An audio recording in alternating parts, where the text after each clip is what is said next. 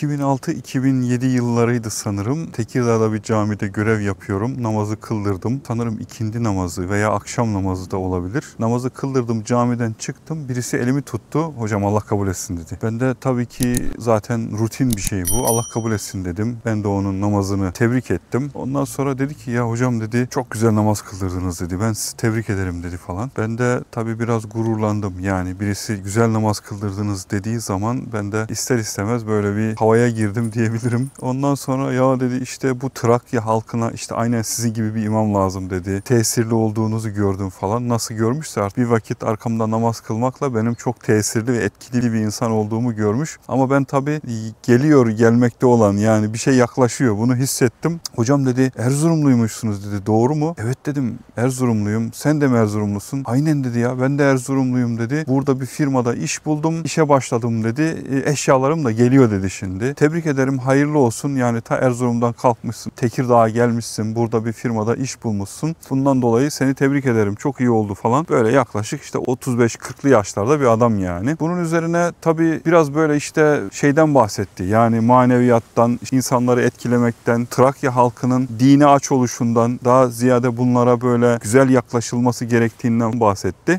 Bir şekilde benim içime giriyor yani. İçime işliyor. Kaş kelamdan sonra dedi ki ya hocam dedi benim bir maruzatım var dedi ya. Hayır olsun dedim inşallah. Ya dedi ben dedi şimdi eşyaları getiriyorum ama dedi kamyon yolda şu an kamyonum yüklenmiş geliyor evi de tuttuk ama dedi param çıkışmadı hocam dedi ya. Ya varsa dedi bana dedi böyle bir 500 lira verebilir misin? Yani ben onu hemen zaten her şeyim hazır. Hani sözleşmeyi imzalamışım işe başladım artık sayılır. Sana dedi böyle önümüzdeki ay içerisinde veririm. Tabii ben biliyorum yani böyle bir şey olabilecek bir şey değil ama şimdi adam da hemşerim yani Erzurumlu bana sahip çık diyor yani böyle işte hemşo damarından giriyor. Dedim maalesef yani ben de hiç müsait değilim şu anda dedim öyle bir borç verecek durumda değilim ama dedim sana dedim 100 lira vereyim dedim o zaman için. Hani para gitse de üzülmeyeceğim bir miktar diye kafamdan geçirdim. 100 lira vereyim dedim sana. Çıkardım buna 100 lira verdim.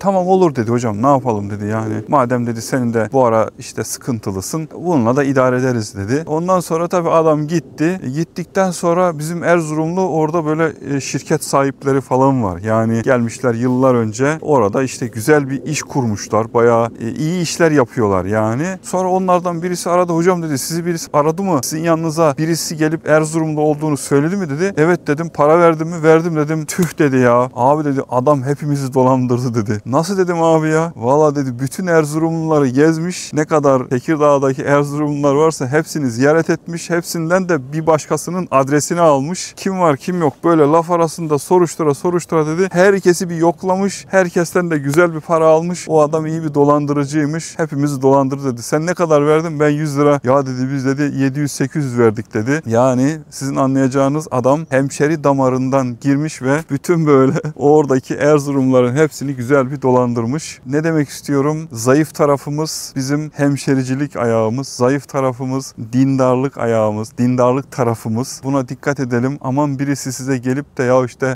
biz de Müslümanız. Biz de dergahtan geliyoruz. Onu da anlatacağım. Bir de dergah meselesi var. Onu da başka bir bölümde anlatacağım. Bunlara lütfen inanmayın, kanmayın. Size birisi sizinle ortak noktada buluşmaya çalışıyorsa emin olun sizi dolandırmaya çalışıyordur. Dikkatli olun. Kanalımı hala abone değilseniz abone olmayı, bildirim zilini açmayı ve dostlarınızla paylaşmayı unutmayın. Allah'a emanet olun. Almanya'dan selamlar.